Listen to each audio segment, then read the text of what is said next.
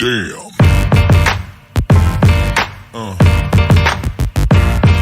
Yeah.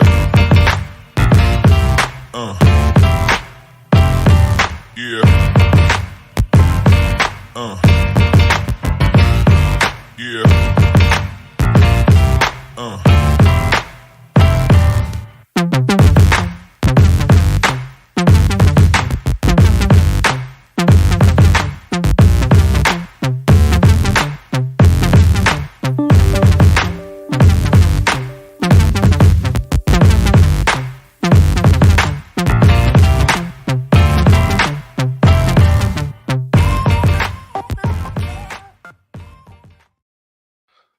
Hello, gang. How are you doing? How are you doing? And you doing? And you in the back, and you way up at the top, and you all around the front.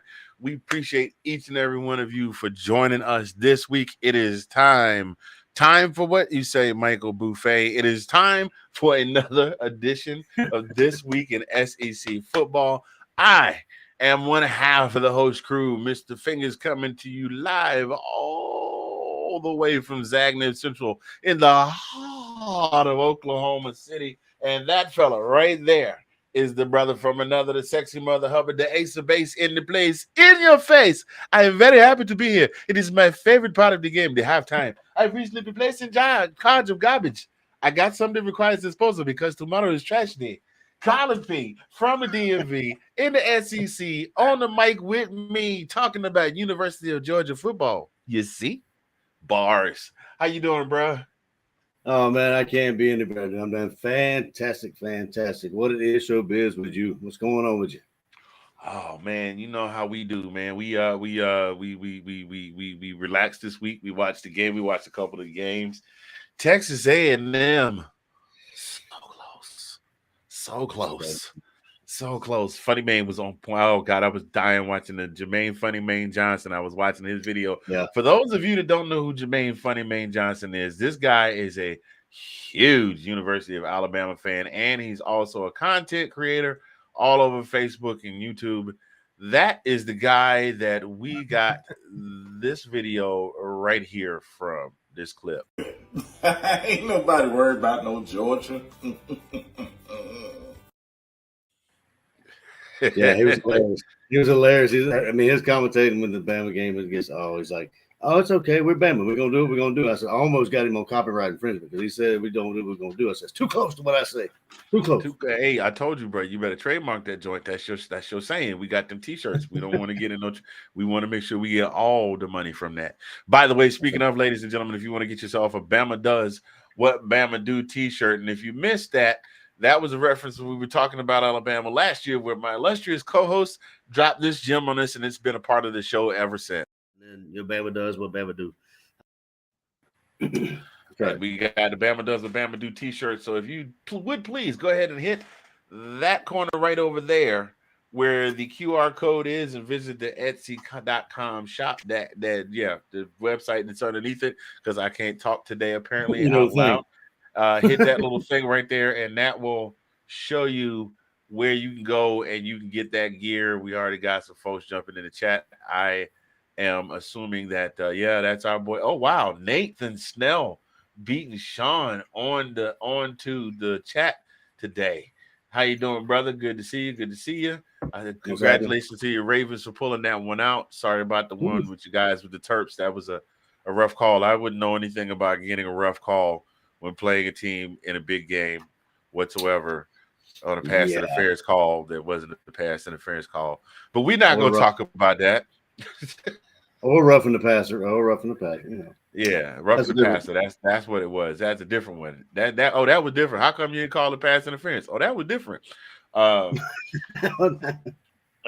threw some. I tried that. I threw together a little recipe. Tried a little something because the boy is coming over in a couple of evenings to hang with us, and I promised him some ribs because he bailed his pops out a couple times. The keys locked in the car, but we ain't gonna talk about that.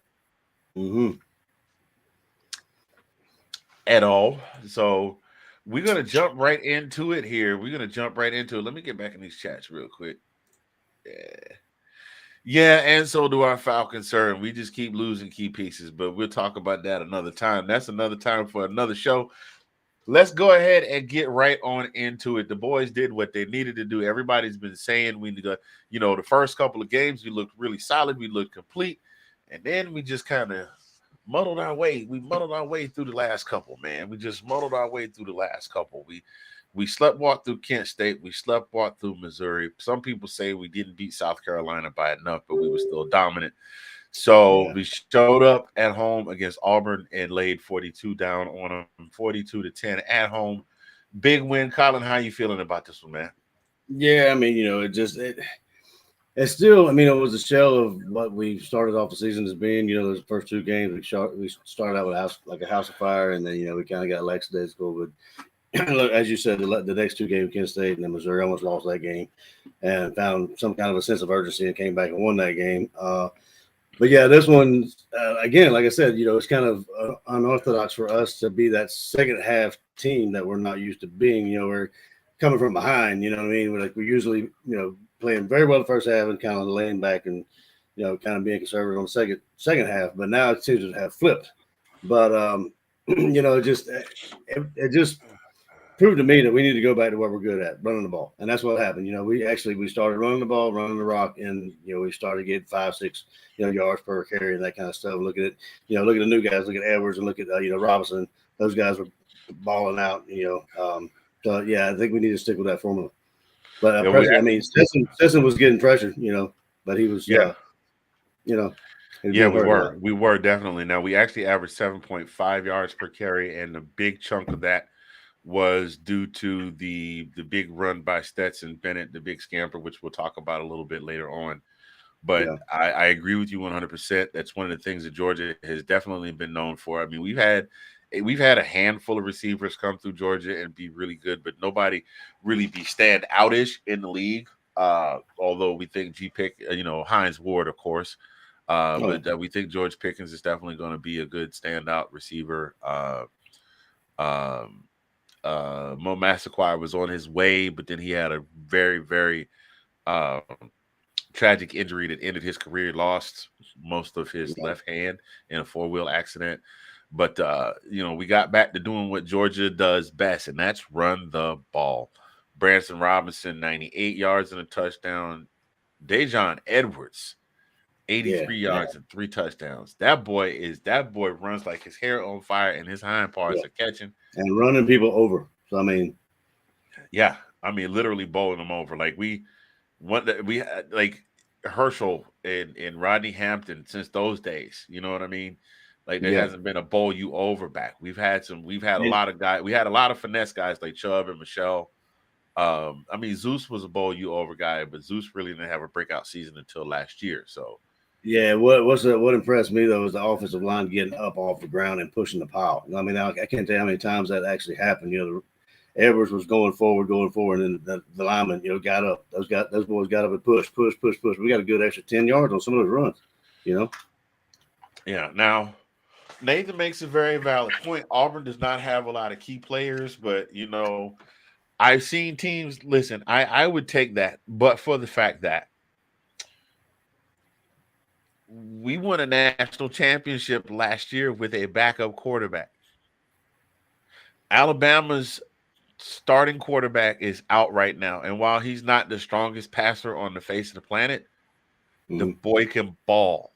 As long as he can make plays with his feet and with that offensive line, he definitely can. They're all right. They're going to be okay till Bryce gets back.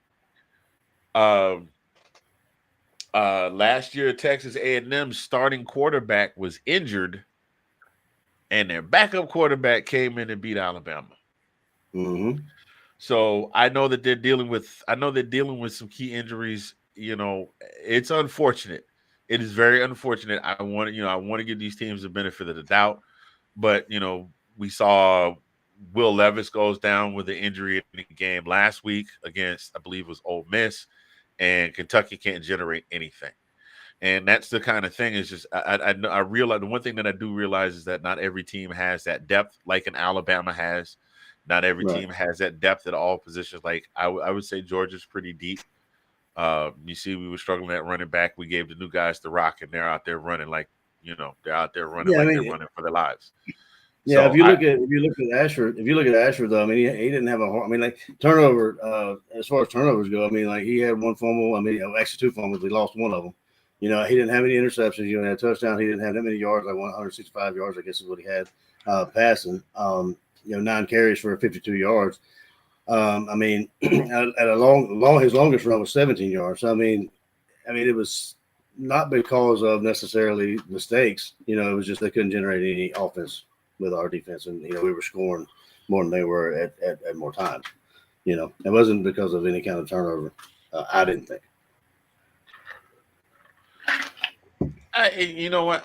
I'm Nate. I'm not disagreeing with you, sir. But what I am saying is that there are some teams that are deeper that have more depth, because not only did we win with backup quarterbacks last year, we also had to win. We also had Pickens went out with an injury, Oh yeah, and that's when A.D. Mitchell stepped up, and that's when Lad McConkey stepped up.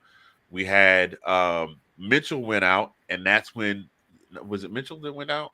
Which one was it that had the ACL, MCL last it year? was Mitchell. I think it was Mitchell. Yeah, it was Mitchell. Not Mitchell, not Mitchell. I'm thinking about Donovan Mitchell. Milton went out Oh, with a knee injury last year, and that's when Zeus stepped up. So I'm not saying that these other teams don't have multiple injuries. And I know I do realize it gets to a point when the battle of attrition. The biggest problem for Auburn is that right now Auburn is a program that is in a state of flux. They had Gus Malzahn, who wasn't the greatest coach, but he was at least getting them to 9 or 10 wins a year, which unfortunately was not enough for the boosters. But when they got rid of Gus and then they brought in Harsin, and Harsin has this whole quarterback controversy going on, and the offense is in a state of shambles and the defense is in a state of shambles, it's really hard to get the caliber of kids that you need to come to your program in order to bolster your program. That's why you have programs like Alabama that are just loaded up. Like Nick Saban, I guarantee you was loaded up back to his freshman class again. I guarantee you Ryan Day's recruiting class is backed up at least to his sophomore players again. I guarantee you Kirby right now has Carson Beck waiting in the wings, and Carson is a nasty dude, man. Carson's got wheels too, and he's got a cannon, and he doesn't have a whole lot of mileage on him. You got Gunner Stockton, who they say is slicing and dicing up the practice squad in practice, and he's going to be probably getting some playtime next year. Now, I can't really speak to Brock Vandergriff. Hadn't really been all that impressive, but again, he hadn't gotten all that much playing time. I'm definitely not trying to negate what you say, what you're saying, Nate. I just think what it comes down to is circumstance and the prominence of the Auburn program as it is right now. Right now, they're getting people just on name brand recognition alone and not quality of program. And sometimes what that means is your backups are just not as good as your first stringers. I mean, just look at Oklahoma. Look at Oklahoma and what happened to them on Saturday. Yeah, but let me pose this question to Nate. I mean, what injuries are you actually talking about that would make this game change? Like, what make this game be, a different game altogether? I mean, you got Tank in there, you got Asher. I mean, like, who would you rather in there? Well, the biggest is of course is Finley being out. That's the biggest one. TJ? Yeah. I mean, TJ Finley obviously is the biggest. And that's not to take anything away from Robbie Ashford, but no. Well, no. You know what? All things considered, I think TJ Finley and Robbie Ashford are pretty much equal. I was going to say they're pretty much same level. They're two very good quarterbacks, but they can be a little turnover prone if you press them hard enough.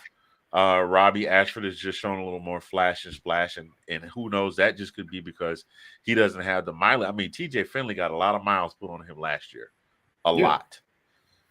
I mean, he had to come in and rescue the game and to rescue the team in the game opener. Nick's got hurt, and he had that Iron Bowl.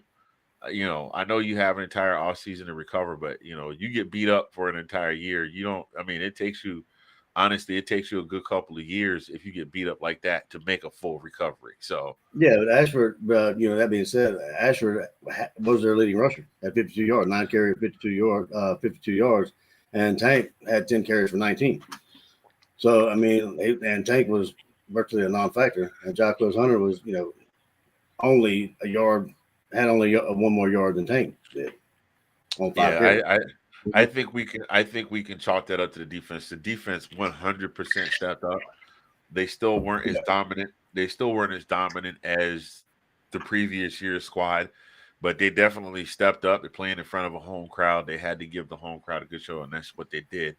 And let's be honest, we needed that kind of game, honestly, after the last two we've had. So we needed that kind of we needed something to be dominant to take us into the Vanderbilt game, and we'll definitely get to the Vanderbilt game a little bit later on. I know Nate wanted to ask us about that, but let's talk about something that we've been looking for. There's been a facet of the University of Georgia, style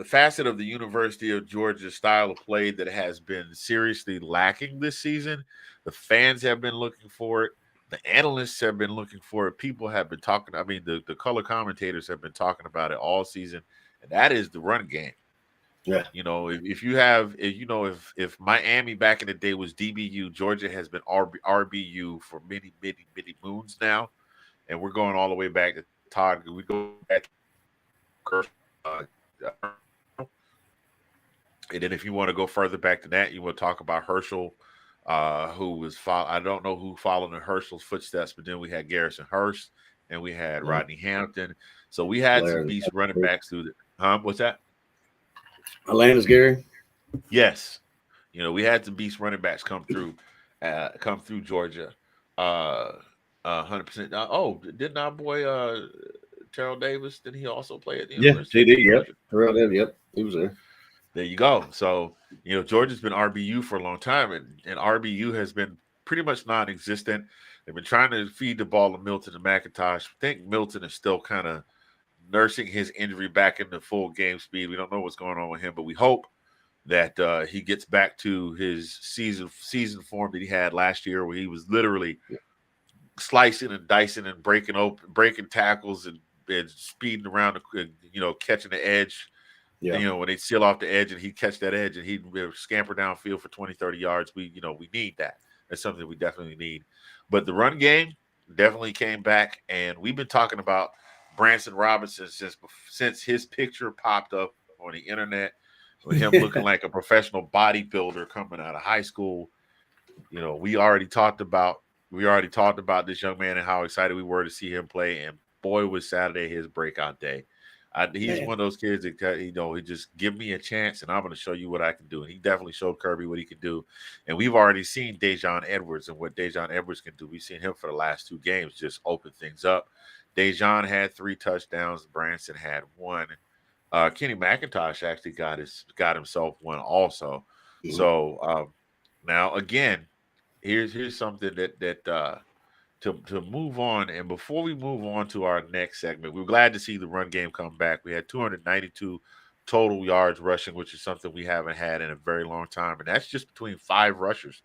So you figure those 5 guys each put in, I mean, you break it down, it breaks down about 60 yards per carry per guy if each of them ran it off a long one. But we'll kind of dissect that a little bit later on. Before we go another further, ladies and gentlemen, we want to give you a little something from our primary sponsor of the show.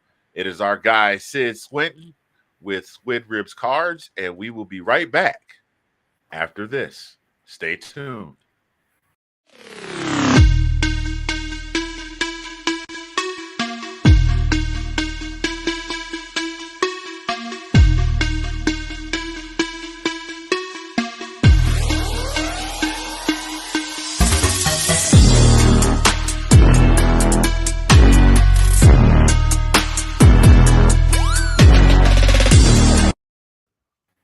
That's our guy, Sid Swinton, Squid Rips Cards. You can find him on Sundays in the off season on Let's Talk Football in the morning on Sundays with his wife, Ash Swinton. You can also find him on Let's Talk Fantasy Football with his wife, Ash Swinton, and their good buddy, David Wright, who's also part of the Let's Talk Football family of podcasts.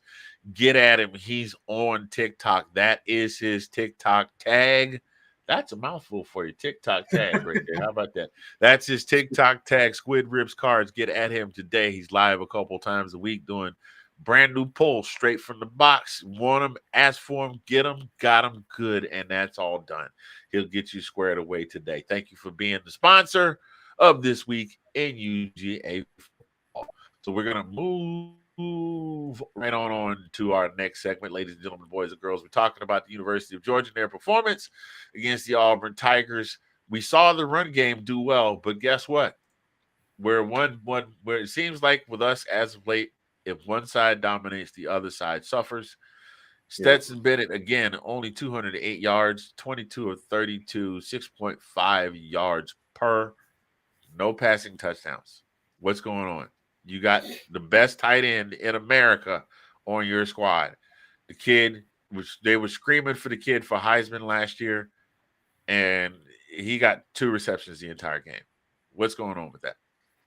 Yeah, I mean, he's still our leading receiver, but he only caught 2 passes for 36 yards. So what's really going on?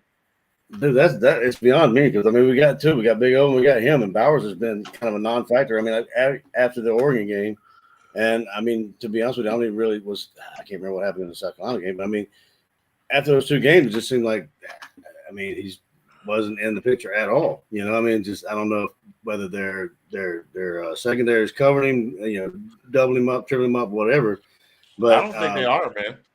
But my opinion is Stetson. We saw him. Stetson's not himself. And actually, I read today that he got slammed pretty good. Beat up pretty good in the Mizzou game. But I mean, I'm not saying that's an excuse.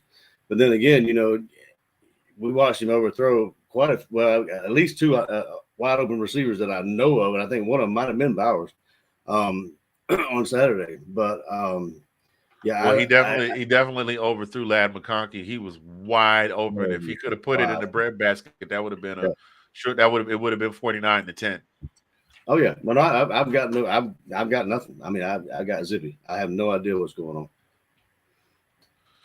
I don't know either, man. All I know is that we got Vanderbilt next week, and then we have a bye week, and then we come out of that bye week and we wind up playing, I believe it's Tennessee. No, we play Florida.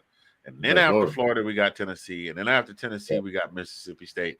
And then after Mississippi State, we got Kentucky. And I'm pretty sure Will Levis will be back in time for that game in Kentucky. So, and we're going to be playing. Actually, Tennessee's coming to Georgia. I thought we were playing at Tennessee. Tennessee's coming to Georgia. Then we go to Mississippi State and we go to Kentucky. So, I mean, we got 1, 2, 3 more home games. Vandy, Florida, Tennessee. We can't afford to drop a single one of them. And as hot as Tennessee is, the one thing that they would love to do would be to upset the Dogs at home in Sanford Stadium in front of the home crowd. Yeah, I mean, that would be, honestly, that would be the college football championship for them, to beat the returning national champions. Yeah, absolutely. It would be absolutely insane. So I don't know what's going on there.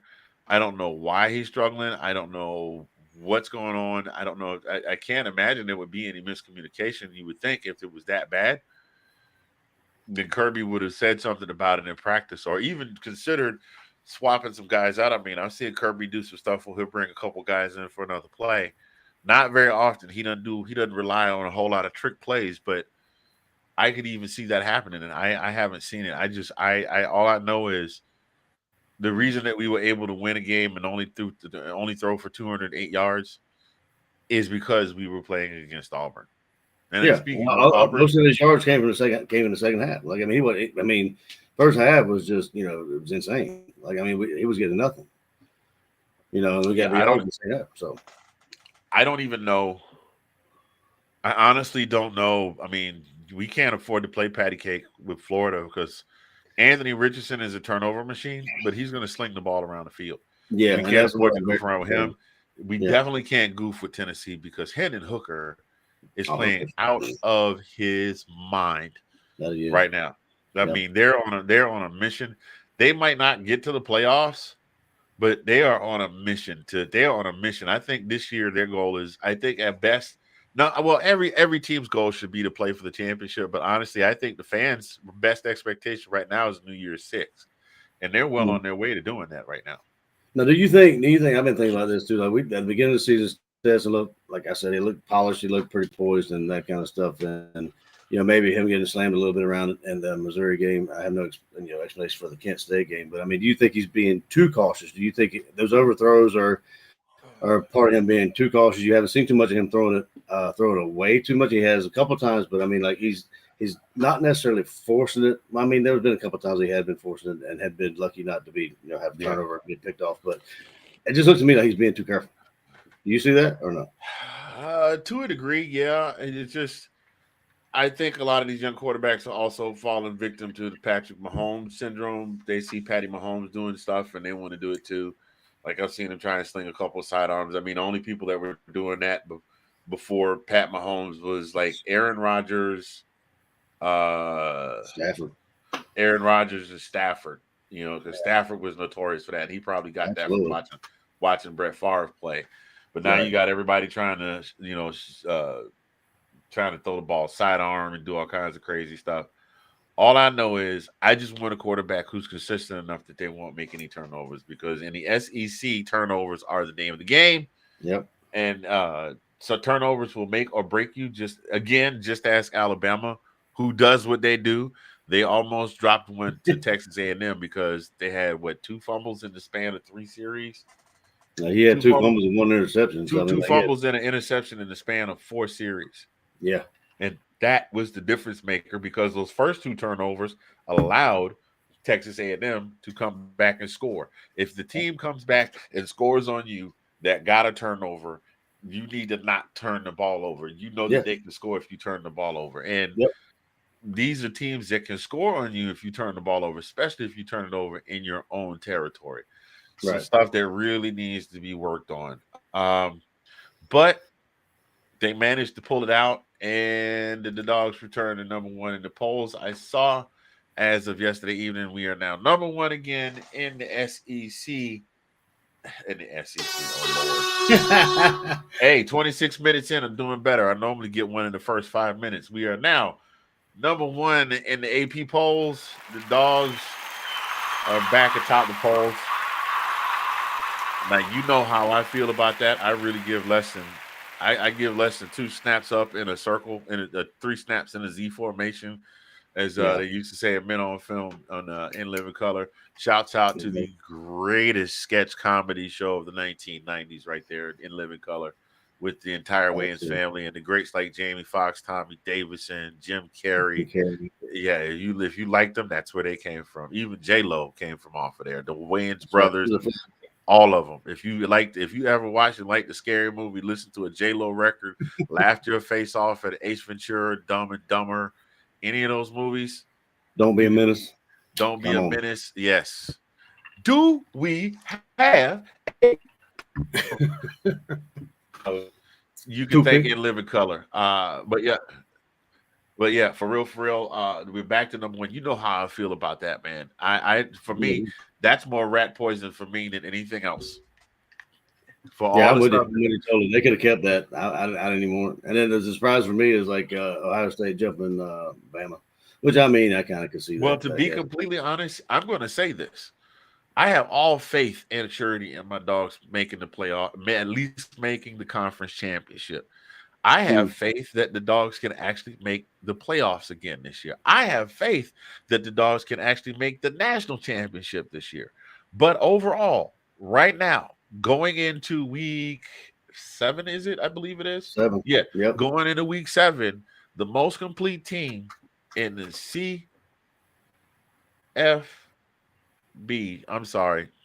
FBS. I'm sorry, CFP.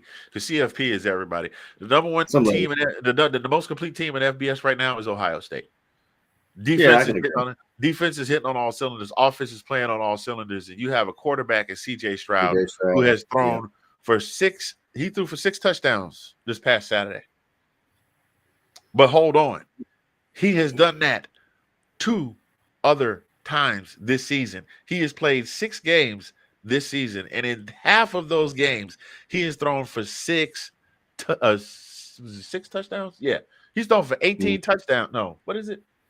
Yeah, he's thrown for 18 touchdowns in just 3 games alone. Plus, you throw the other ones along. He's definitely on pace to have a 50 touchdown season this year. Seriously, his name is. I know, I get it. Everybody wants the Stetson for Heisman, although I think some of that talk has died down after the last few weeks. Forget Yeah. that. The only I guy don't on think my that's high, in the I'm conversation. going to quote. I'm going to quote our fellow content creator Uncle Lou. Only name on the Heisman candidate list for me right now is C.J. Stroud, and maybe your boy Sanders, Shador Sanders, Deion's son. Yeah. Yeah. No, I can agree with that. I mean, I don't know if you could take them playing Toledo last week as I mean, I don't know. I mean, do you take that into account at all? Or I mean, a good quarterback is a good quarterback regardless of who they play. I mean, Bingo. Now I tell you, he probably won't get the looks because they are an FCS. They're not even an FCS team. They're they are. I believe they are. Toledo is. I believe Toledo. Yeah, Toledo is. No, Shador Sanders plays for Jackson State. The kid from Jackson State who's the quarterback there. I don't know if that's Deion's son or not, but he's balling out down there. I believe that is Deion's son. But he is balling out down there. He's balling out. But I don't think he's throwing 6 touchdowns a game.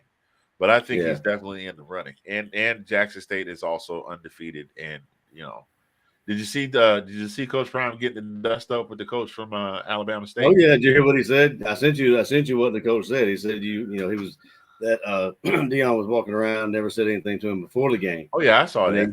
He said, "Don't come up to me and try to bro hug me, after the game. You ain't said nothing to me before the game." I was like, "Oh, okay, all right." Oh, that's what we doing now? Okay. I see where we're going with that. Pushed him off. I was like, all right. Yeah. And Deion tried to give him a little shove. The other coach pushed his hand off of him. Pushed Deion's hand off of him. So I gotta ask a question. We got a quote in the comments. We got a comment on the Facebook feed. My home Michael Ward says, "Have my chickens hatched yet?" I'm not exactly sure what he means by that. That might be a reference to something we said earlier. Or something I said on my Facebook feed. Mr. Ward, you're gonna have to give me a little more context there because I slept a few times since I probably slept a few times since whatever that was the original. They probably did. They probably did. They really, be honest with you. Yeah. So what we're gonna do here is we're gonna take another brief pause for the cause. We did mention our good buddy Swiss from the Let's Talk Football family shows. We also had our good buddy Nathan Snell from Big Nate Sports Podcast also in the comments. There are a ton of shows in the Let's Talk Football family of sports podcasts, and you can catch one of them just about every night of the week. Sometimes there's 2 a day. So we're just going to show you where you can find them. And Usher, what are they going to do when I start playing the video?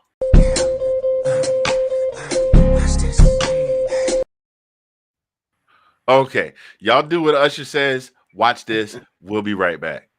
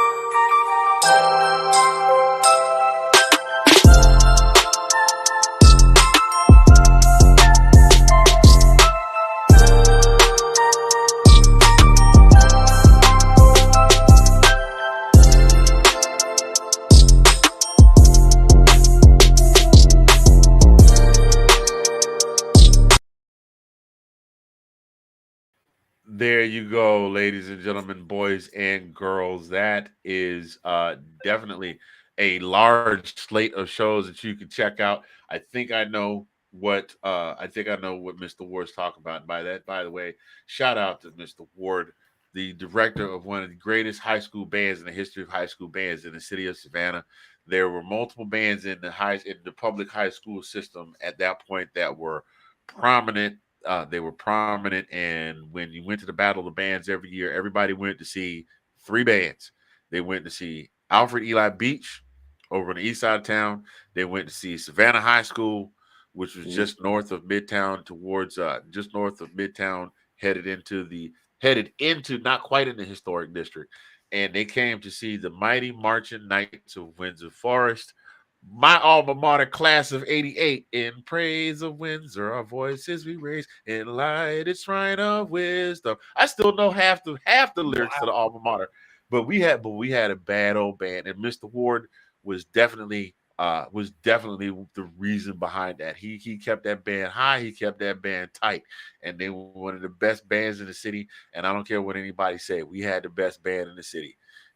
We had this. They had this routine at halftime. The drum major would come out and go, band. The band would go, what? And then he'd go, band. And then the band would lean back, what? The people would lose their mind. The marching Windsor Knights. Then they start playing the fight song. Oh, I'm getting crazy thinking about it right now. But yeah, now, shout out. We had kind of the same thing, but we had the band horns up, and then we go with pride, horns up with a band of pride.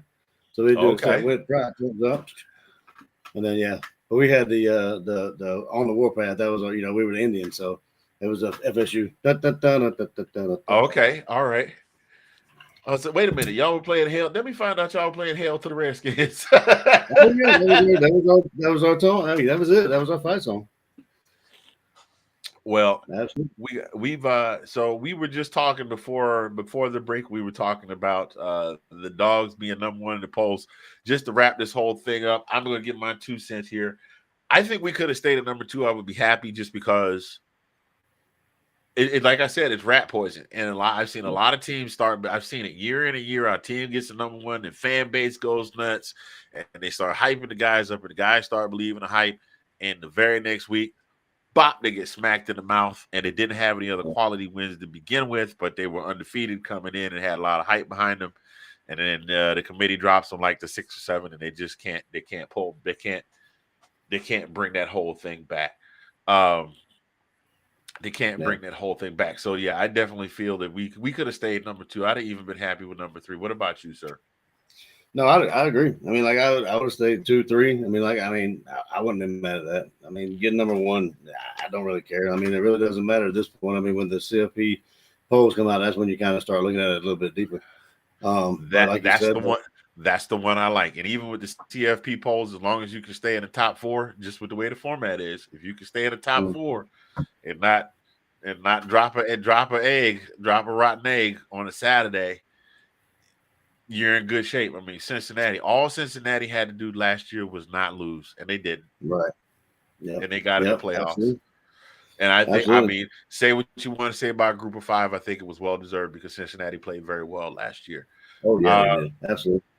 Yeah. So the thing with that is, I mean, like what you said though, you said about being #1. I mean, I tended to think it does actually play a part in these kids, head. I mean, it seems to me, I can't think of any other, any other excuse or any other reason why we're playing, why we played those 2 games that we did, why we're playing the way we are. Yeah, I mean, something's got to change because we can't. Sometimes we had the luxury of one side of the ball picking up for slack, the other side of the ball, which is a great luxury to have, but it's not going to happen all the time. I mean, we're going to have to sew up what's going on, both sides. 100%. I agree with you 100% on that. So we're going to move on to our next segment, ladies and gentlemen. We had a remarkable week of college football, a lot of close games that we didn't expect to be close. One big upset with Kentucky losing yet again. Now, of course, Will Levis was out. But one of the things that we look for every week, ladies and gentlemen, are plays of the week.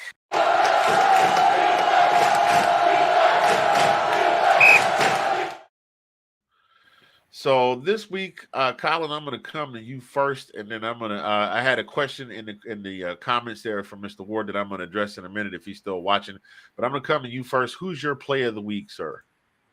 I know this is this weekend UGA, but I've got to go with that Stetson 64-yard run. Granted, the hole was pretty large, but he did have about 4 or 5 guys running after him pretty quickly, but he had managed to outrun them all. So I mean. That's what he needed. He wasn't doing too much either with his feet or with his arms. I mean, that showed that he was still in the game, and he showed the quickness that he has. I mean, that'd be the play of the game for me. He definitely Yeah, needed that. I actually had that up there because I knew one of the two of us was going to pick that one because I didn't tell you which one. I didn't tell you which one I was going. We kind of bounced some off each other. But play of the week for me. How about our boy Malachi Starks comes up with another interception this week? Malachi Starks is eating this year. If nobody else on that defense wants to eat, Malachi Starks is hungry. Every time you see the ball in the air, it's either him or Christopher Smith. Those two are ball hawking out there. Ball hawk. For those of you that don't understand what a ball hawk is, you ever watch a hawk try to catch its prey? It doesn't matter which way its prey goes. The hawk is right there. It's got it right. There's a really bad impersonation of a hawk, but you get the idea. I know some of you watch National Geographic. There we go. There's the theme music right there. I still remember watching that on Saturdays. But yeah, those guys are ball hawking out there. And every time there was a pass broken up, it was either Malachi Starks or Christopher Smith. And guess what? The hero of the national championship, Mr. Keely Ringo, was right behind him. But Malachi Starks coming up with that big interception to shut down a drive that had some momentum going with it. But we're going to come back to what you talked about with Stetson Bennett and his 64-yard scamper. We've seen a lot. For those of you that don't follow, we follow because we do this and we try and keep our ears to the ground and do research in addition to watching the games and looking up the stats and following on stories that follow our team. There is a lot of hate for Stetson Bennett. Criticism. The criticism is crazy. You would think that Georgia has not won a game in several seasons. You would think that Georgia is finishing dead last in the East every year. You would think that Georgia is being eliminated from even bowl contention after week 4 of the season, which we know is mathematically impossible because now all you got to do is win 6 games. I think that's a little bit of a participation trophy because all the people are spending all the money to get the bowl games to make the money. But that's just my 2 cents. Who am I to come up with a conspiracy theory? C-O-N-spiracy. There you go. Another tagline there from In Living Color. It's a conspiracy. C-O-N spiracy. Anyway, so it's like, listen, and this is to all of you fans out there that are on all of these groups, that are in all these groups, that are sitting behind your keyboard. And don't get me wrong, as a fan, yes, you have every right to voice your opinion about whatever it is that you think about the squad. But the reality of the situation is this. As of today, October 10th, 2022, at 7:24 p.m. Central, 8:24 p.m. Eastern, the time zone that our beloved dogs live and breathe and practice in every single day until Saturday when they go to take the field. The dogs are currently 18-0 in the regular season since the start of last season. And if you add in the championship game and the playoff game and the conference championship game, they are 20-1 in their last 21 games. And the biggest criticism is, they're not beating people up like this. We got to be dominant. We're not dominant enough, and we're not beating them up. Collin and I talked about this before, and people talk about, the UGA, the 1980 UGA team was uber dominant. I mean, they just crushed everybody they ran. This is how I know you guys. This is how I know some of y'all are bandwagon fans, okay? Yep. And I looked this up to make sure that I did not misspeak. The last team for University of Georgia football to win was the 1980 squad. Yeah, Buck Ballou, Run Lindsey Run, Larry Munson. Oh my gosh, I think I broke my chair. The metal chair was bonded to the floor and I broke it. Listen, the Herschel Walker. Oh my God, a freshman. Those guys. I think most people know that, but you go ahead and finish. I'm interested in what you pulled up and tell them who we played and that kind of thing. Now here's what I'm going to give you. These are the scores from the 1980 championship season of the University of Georgia Bulldogs. They beat Tennessee in the season opener by 1 point. They beat Texas A&M 42-0. They beat Clemson 20-16. They beat Texas Christian 34-3. They beat Ole Miss 28-21. They beat Vanderbilt 41-0. They beat Kentucky 27-0. They beat South Carolina. Yes, that's South Carolina. 13-10. They beat Florida 26-21. They beat Auburn 31-21. They beat Georgia Tech 38-20. And they beat Notre Dame in the national championship 17-10. So I think we counted that out, and that was a 12-game season, right, Collin? Yeah, that's right. Yeah. We counted that out, and that was a 12-game season. Of 12 games, Georgia won 6 of those games, half the schedule, by a touchdown or less. Georgia Tech, who hasn't been relevant in anything other than academics football-wise, except for that one couple of years that they were really good. They did a co-championship. I think it was 91 or 92. They still let Georgia Tech score 20 points on them. This team was not dominant. This was a team that got in the trenches and they dug and they fought and they scratched. As a matter of fact, the Florida game was won with the Lindsey run play. That was the play that won the game. They were tied. No, they were trailing. Wasn't that when the band was on the field and they were running? I mean, I think that was like they were already trying to. I think it was over.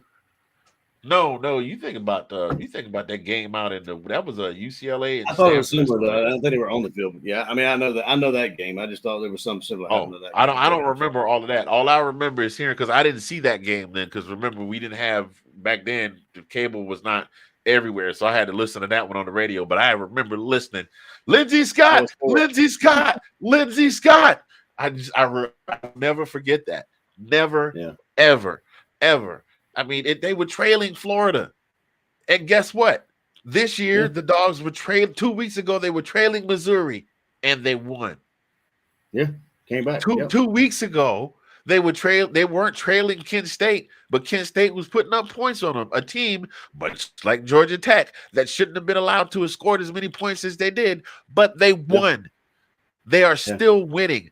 We have a national championship team that lost 15 players to the NFL draft. We are still undefeated right now. We're still in the running, and as of right now, it's still the number 1 team in the country. See, some of these this is how you can tell the bandwagon fans. The bandwagon fans came along during the Mark Richt years when they were winning 10 games a year, and they were winning 11 games a year, and maybe close to 12. I don't think we ever won all 12, but when they were winning 10, 11 games a year and playing in the SEC championship every other year, and think that the team deserves to be in the championship every other year. That ain't how this works.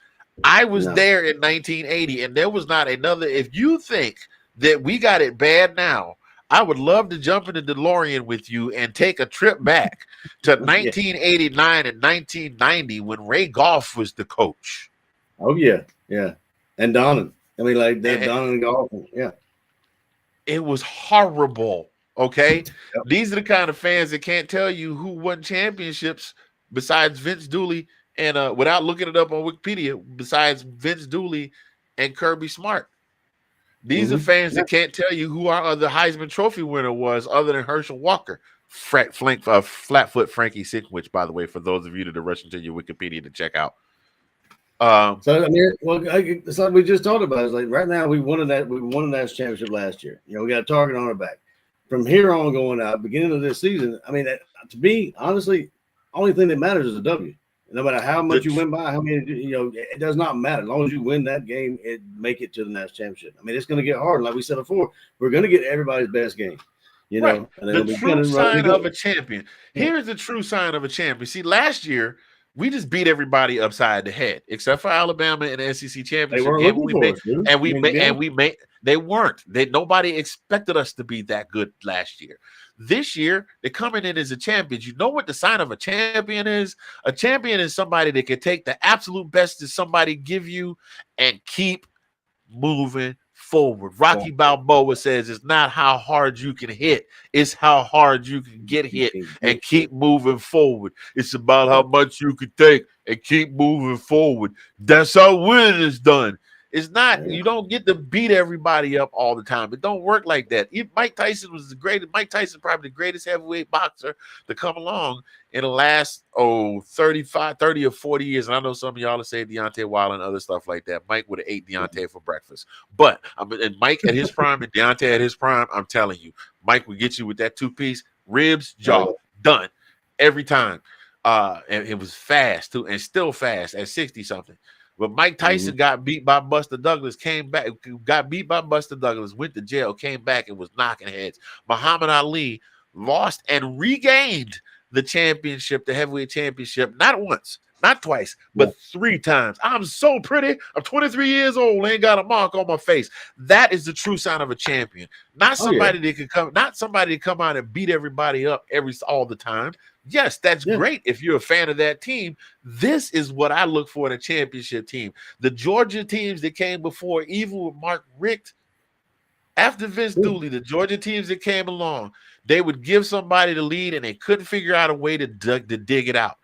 How many times did we see Mark Richt go to the SEC championship game and lose to Alabama because they couldn't come back? How many times did we see Jim Newton just roll over and play dead, or Ray Goff just not, him and his squad just not even show up in the stands for the games?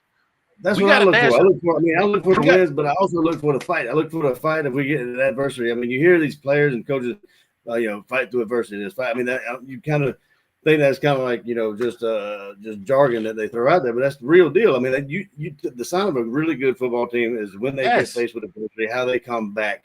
They don't have to beat people by 20, 30 points to get recognized or get their respect.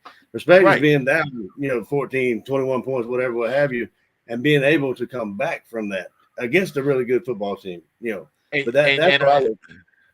Yes, and this is what I'm gonna say this, and I'm about to make a lot of people mad. Skip Bayless, I'm gonna make a lot of people mad when I say this. There was a young boy came to the University of Georgia campus, and he asked the coach if he could try out. And he signed up, and they said, "Yes, you could try out." And they said he didn't make the squad. I can't do the Shannon Sharp thing the whole time because I really want to be serious with this. And he didn't make the team. And you know what?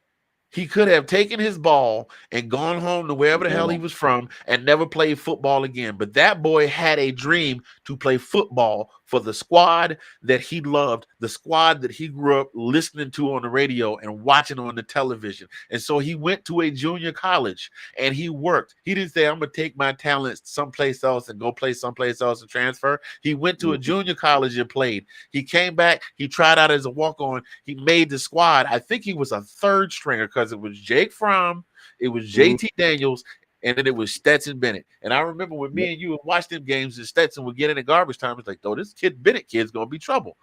But then when it came time for Fromm to move on, we went to JT Daniels, and JT got hurt. And it's like, "Oh my God, we hate this guy. We don't like Stetson Bennett. We want to see JT Daniels play." We don't always get what we want. Sometimes the things you want come in a package you don't look for it in.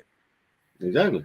That boy worked from nothing to becoming the starting quarterback of the team that he led all the way. Yes, there was a defense there. I've heard it 100 times, but the offense still had to score points too.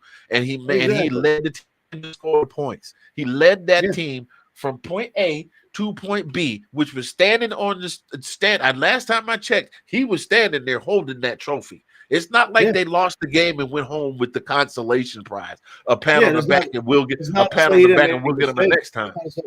It's not saying he didn't make mistakes, but it was what he did after those mistakes that speaks volumes about the kid. Like I mean, look at the national championship. Obviously he had a horrible game at the SEC championship, but the national championship, like you said, he could have taken his coach, get me out, and after the first fumble, get me out. I can't, or it could have gone vice versa. But what did he do?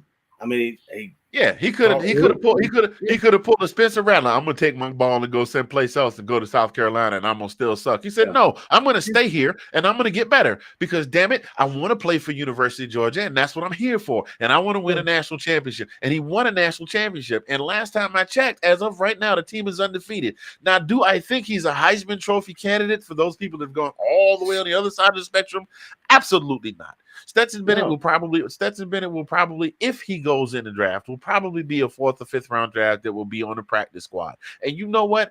I'm all right with that. Hell, he might graduate and say, Coach, I had a great time. Thank you for letting me play and be a part of this. I won a national championship ring. He will get on his horse and ride off into the sunset singing Happy Trails like Roy Rogers used to do back in the day. I know I'm dating myself because I know about Roy Rogers, but I'm just saying. And he will ride off, and you know what? He will ride off into the sunset with a championship ring, a champion who won a championship at the University of Georgia as their starting quarterback. There are only 2 men that have done that in my lifetime and 3 in the last century. He is in a club of exclusivity. It does not make him the world's greatest quarterback.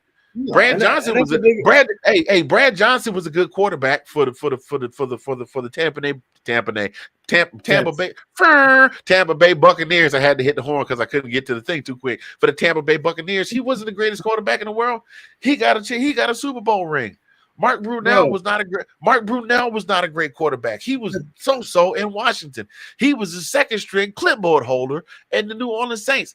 He got a Lombardi. What's his nuts to play with the 90-something Ravens? I think it was Trent Dilfer. He was not a great quarterback. He got a ring. But the thing with me though is like all the criticism, all the stuff, you know. And if you and I are sitting here right now talking about the things that he's done well, automatically labeled as a Disney dog, automatically labeled as a stepson rider, this kind of with this, that, and the other. No, I mean, and you said it. He did not single-handedly win us the national championship. We've said that. Amen. Say that. Anybody in their right mind does not believe that. It's a team sport. We had a great defense. You know, he did make some. I mean, he made some incredible plays with his feet and his arm, the passes, whatever. Granted, you know, we had to have good receivers to haul him in. Yes, it was a full circle team effort. Nobody's ever said that he was God's gift to football, and you know, and touts himself to be that. That's what irritates me the most. Is you get these people on Facebook just just these keyboard warriors talking about success, and he might as well not have been on the field. You got to give the boys props. I'm not saying he's like I said, guys get the football, that's all. Greatest player ever. That is all. Nobody's riding on the man's. Nobody's riding the man's back. I don't want to say what I want to say, but I ain't gonna say that on the show. Right. Ain't nobody riding on that man like that. Ain't nobody loving on him like that. I am a fan, and I still think I'm a fan, and he is far from the best quarterback in college football right now. Right now, I said it. The best quarterback in the FBS is C.J. Stroud. Boom. Sure. And might be closely followed by Bryce Young.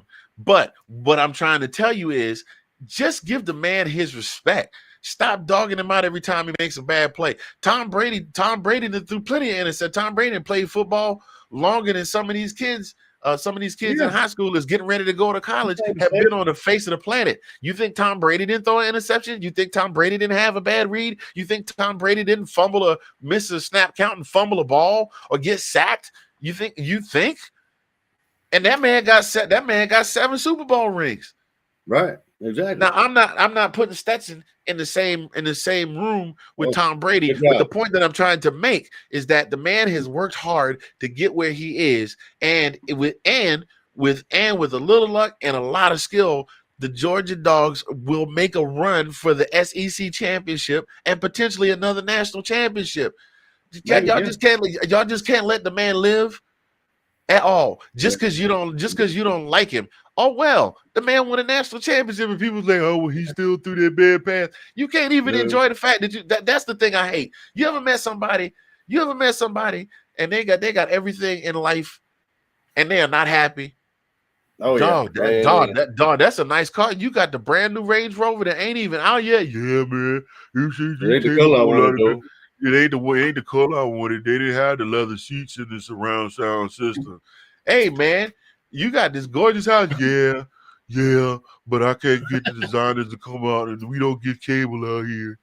Hey, man, I heard you went to France. Yeah, but I didn't get to see the Notre Dame Cathedral because when I got there, it burned down. Can't you ever stop and enjoy something in life ever? I keep telling you all wait, hold on. You know what these folks remind me of? These folks remind me of Slep Rock. For those of y'all that don't understand who Slep Rock is, and I'm dating myself, it was a cartoon back in the day called the Flintstones. They had an offshoot where Pebbles and Bam Bam grew up, and they was teenagers, and they had a friend called Slep Rock. And every time they saw Slep Rock, they was like, He was like, "Hi everybody," and they went, "Hi Slap Rock," because Slap Rock he just seemed like a sad sack all the time. That and bad luck happened whenever he seemed to be around, but he just never seemed to be happy with nothing. He just seemed to be like, "Eh." Like Droopy. Yeah. You know what? I'm happy. Yeah. Dang, I'm dating myself today. I got to get myself some updates. These folks are want a Droopy dog. Roy Well, no, Rogers, I'm saying, dude, it's Slap got to Rock. be, That's it's got to be all I'm so saying. tired. It's got to be so All I'm tiring. saying. So tiring getting up being that negative every day. You know what I'm saying? All It's got to be that taxing. You know what I mean? Yeah.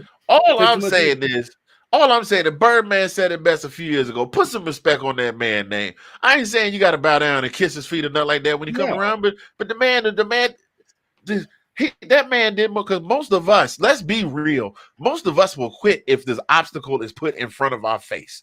100%. If you got a goal you trying to achieve and you can't get straight to it, you will give it. Look, it's an old saying, it's an old joke. If at first you don't succeed, give up and try something else. Most of the folks that are doing the complaining are the same folks that will be like, "Oh my God, I can't believe I got this job." Then get on the job and be like, "No, this job too hard. I'm gonna find me something else." That's the thing that gets me about that. It's like, yo, the man didn't give up. He got there. Yeah. He got to the top. Yeah. He got to the mountaintop. And y'all can't even give him the respect. That's all I'm saying. I'm not riding this jock strap. That's the word I was looking for. I started to say something else. I'm not riding the man jock strap or nothing like that. All I'm saying is you can't give that man his just due just because he's not the quarterback you wanted, just because he wasn't JT Daniels, just because he was, just like y'all did with Jake Fromm and Jacob Eason, just like you did with Jake Fromm and Jake Fromm and Justin Fields. If somebody talking about Justin Fields is going to be a future Pro Bowler. Yeah, maybe if he get traded to another team, but not where he at right now. I'm just saying. And that's the perfect example. Justin Fields was like, "Well, I don't want to wait to play. I'm going to go someplace else to play." And guess what? He wound up getting drafted by the Chicago Bears. How did that turn out for you, sir? Just saying. Yeah. You could have hung around and got drafted someplace else. Yeah. Anyway, well, I mean, it's always he can't do nothing right. It seems like it's just like he throws too many screen passes. He can't throw the ball 60 yards. He threw the ball, undershot this guy. I mean, people make mistakes. You know what I mean? But to take the good with the bad, and you can't even give props with the good. You're always looking at the bad, the negative. Like I said, it's got to be taxing and tiring as hell to wake up that every morning just being that negative. I mean, it's crazy. It's crazy. I mean, you know what? We look at the same team that you guys look at every single Saturday, and we say, well, got to tighten up those arm tackles. Got to tighten up on the secondary. Got to cut back. Got to cut back. Realistic stuff. We got to cut back on the mistakes on defense. Got to cut back on the mistakes on offense. Got to run the ball a little better. Got to pass the ball a little better. But we are not taking the time to throw people under the bus just because we don't like them. And that's the thing that's the bandwagon fans that came along the last 20 years or so, because they want to win all the time, but they want to win with the person that they want to win. And I think for me, I don't know about Bama fans, but the one thing I know about Bama fans, Bryce got hurt, Milrose came in. They love for Bryce to play, but Milrose made some mistakes, but Milrose won that game. They loving Milrose in Tuscaloosa right now. Because he won the game last week. He brought the win home last week. He won a game this week. And if he play again this week, he'll probably pull another one in. And they'll love on him some more. But us Georgia fans, oh my God, we just picking apart everybody. Shoot, last year, 2 years ago, folks wanted Kirby Smart fired. Well, they still do. Some of them still want him because they won't get rid of Stetson. They won't pull Stetson. I've been saying for the longest time, trust the process. If we see that the process has gotten to the point that it doesn't work anymore, then maybe we need to look at some other options. But I'm still not going to throw him up under the bus. Say, hey, look, that man won us a national championship. Especially right in the middle of the season, like six games in the middle of the season, going to switch quarterback. Nah, ain't time yet. That is the dumb look. That is the dumbest thing I ever heard before in my life, Skip Bayless. You just want to look in the middle of everything working. I got nothing. Yeah. I'm with you. I got nothing. He worked his way from a walk-on who didn't make the field, and walk-on that didn't even make the team, to now the captain of the team who now has a championship ring. And that's all I really got to say about that anymore. I'm gonna move Yeah, on I because mean, I could, let the man deliver his mail, leave him the hell alone. Let him do his yeah, thing. listen. You got your perfect analogy for it right there, Skip Bayless. You know what? But you know what I used to do before I moved to Oklahoma, Skip? I used to work for the post office. I was a karaoke DJ one time. They used to call me Mr. Fingaz. That's where I got the name from right there because I play the piano. I play that piano. Boy, I get on that piano and he said, I'm easy like Sunday morning. And sometimes somebody come and play the harmonica while I play the piano, man. I never really did that, but that sounds real good, like part of the story. But you know what, Skip Bayless? I was a mailman. And you know the thing that I used to hate the most? When the customers used to stop me and talk to me for 15, 20 minutes, not that I didn't enjoy talking to each and every one of my customers, and any one of you is watching, love and miss you dearly. I appreciate everything you ever done for me. But sometimes I'll be running a little bit behind schedule, and your boy didn't have time to stick around and talk about why your Amazon package didn't come, because clearly it's not in my truck. And so that means that it's either not here or it's going to come tomorrow, one of the two. And so let me go. That was my whole thing. I got to get moving. You know why? Because I still got mail to be delivered. Neither rain, nor sleet, nor snow, nor darker night will keep the whatever the thing says about the keeping the mail. But yeah, whatever. The mail people's going to deliver the mail. And that was my whole point, was let me go so I can go deliver the mail. Let the mailman deliver the mail. That's what I'm trying to say today, Skip Bayless. I mean, I come here to put that out. And now to all of y'all that are down there, around there, hating on Stetson Bennett, you know what? I came up from nothing. I was a little poor boy. I played in a very small school in a very small city. And a lot of people said that I never would have made the league. And now I have a gold jacket and a couple of Super Bowl rings to go with it. And that was for people that there was people that said that I was not going to be anything, or I was not going to make anything of myself as a result of being where I come from and playing where I played. I was never making it in the league. And you know what, my coach, Bill Davis, he looked me right in the face and he said, son, if they want to find you, they'll find you. So you know what? Let Stetson do what Stetson do. And if it don't work and we lose, we lose. Hey, you were right for once. How about that? Then you get no, to, it ain't even about being right. It's about you can't win all the time. Because if it was meant for me, them, bro. I'm not even trying to give them that kind of credit, man. Look here, let's go and move to the next segment. I done gave these people 25 minutes of my time. We done run 6 minutes over the show when we were supposed to keep it in. We've been doing good keeping the show under an hour, and I done gone 6 minutes over, fussing at these doggone people. I can feel my blood pressure going up. I'm gonna have to take 2 pills when I get off this show right here. All right, we're gonna move in to our next segment, ladies and gentlemen. Having said that, thank you so much for letting me do what I do, man. I appreciate you, man. That Shannon Sharp came out, boy. He was trying. I tried to hold it back, but I couldn't hold it back no more. The 2-minute warning, ladies and gentlemen.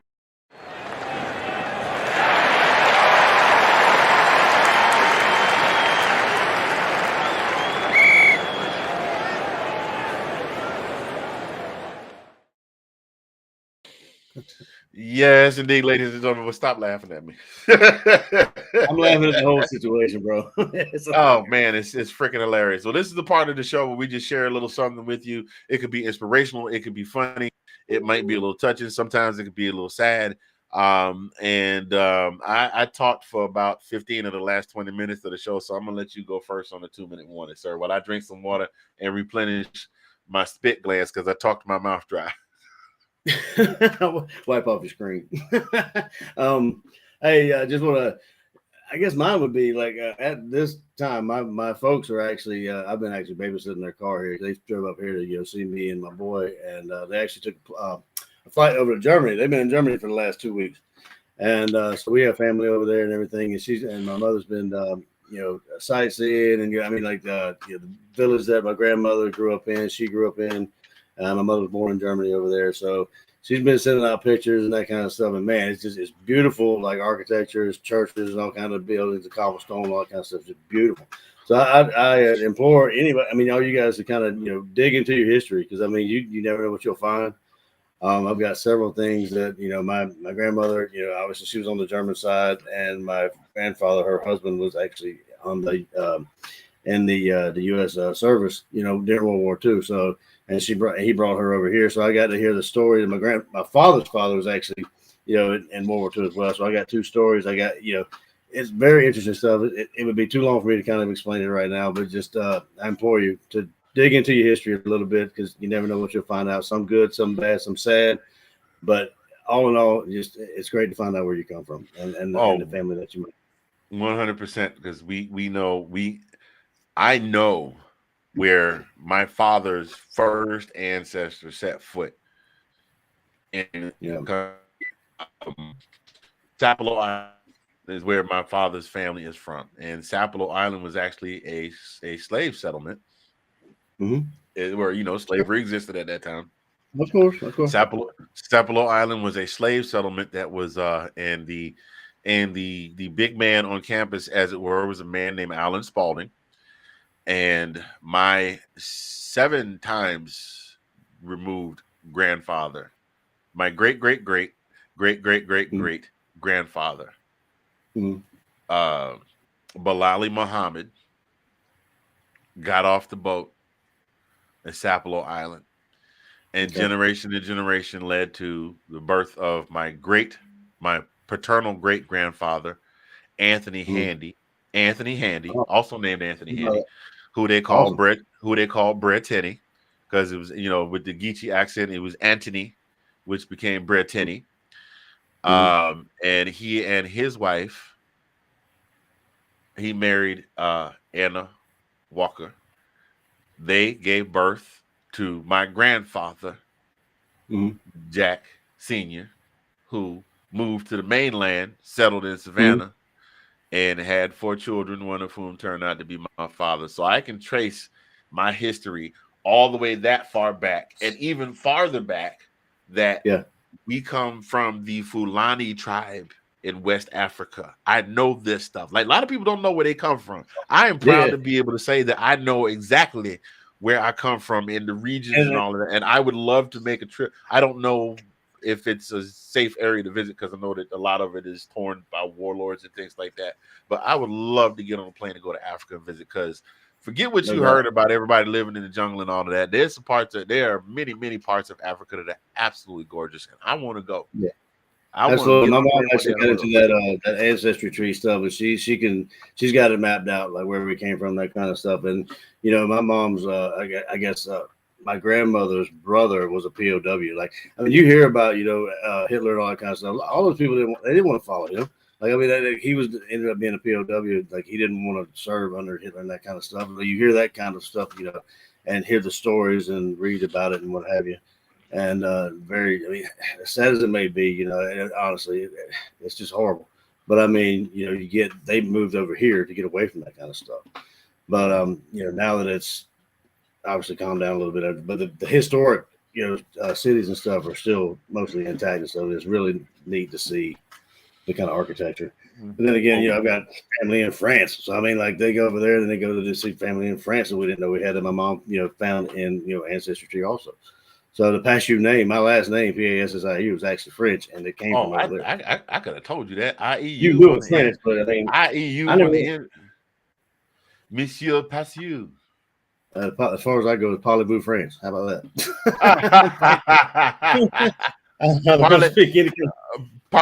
Parlez-vous Big Mac. Parlez-vous Big Mac. Sprechen and taco.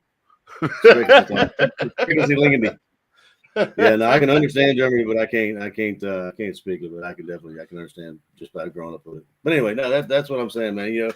And everybody's got some horrible things, but I mean, the history, some of the stuff is amazing. But yeah, 100%. Well, I'm going to give you my 2-minute warning. My 2-minute warning is, gosh, we've been coming up with some good ones lately. I don't know. I've talked about health and family and chasing dreams and things like that. My 2-minute warning today is, I just want to thank all of you that have been tuning in. We ebb and flow. The crowd grows and shrinks from time to time as to who's watching the lives.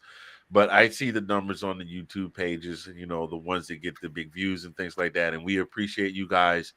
Whether you tune in for 5 minutes or you watch or you sit down like like the Godfather Sean and rewatch the show 3, 4, 5 times in succession, we appreciate all of you for tuning in. Those of you that have bought gear from the apparel shop, those of you that have bought swag from the swag shop, those of you that have even purchased my music or at least given it a listen, appreciate you guys, all of you. And we do appreciate all of the love and all of the support.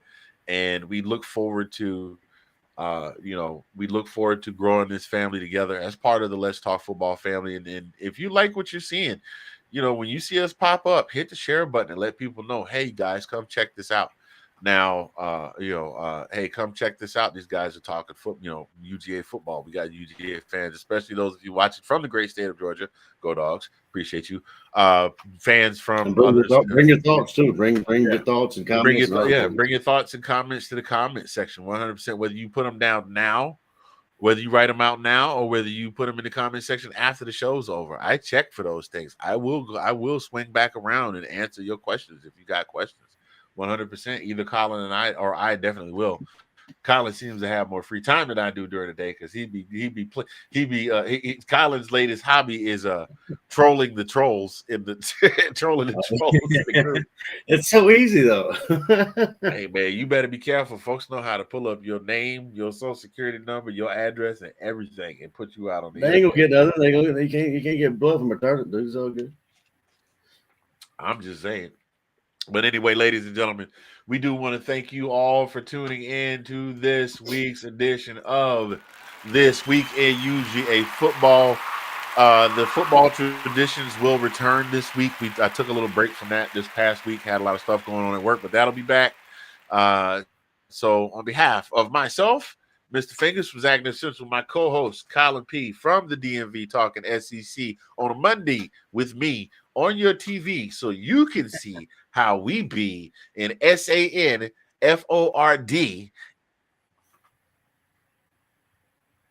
That's it. That's all I got. So I had something and I got stuck. So my computer screen did not freeze. That was just my brain just went, that's enough. Stop. So, when Vanilla Ice said, all right, stop, collaborate, and listen, I did all three at the same time. There's a 1990s throwback for those of y'all that don't know. Oh my God. I'm throwing out these cultural references, man. I feel so old. Anyway, on behalf of myself and Collin P, we will see you guys again later this week. We'll more than likely we'll figure that out after we get off the show in the green room. But have a good evening. If we don't see you again, have a great rest of your week.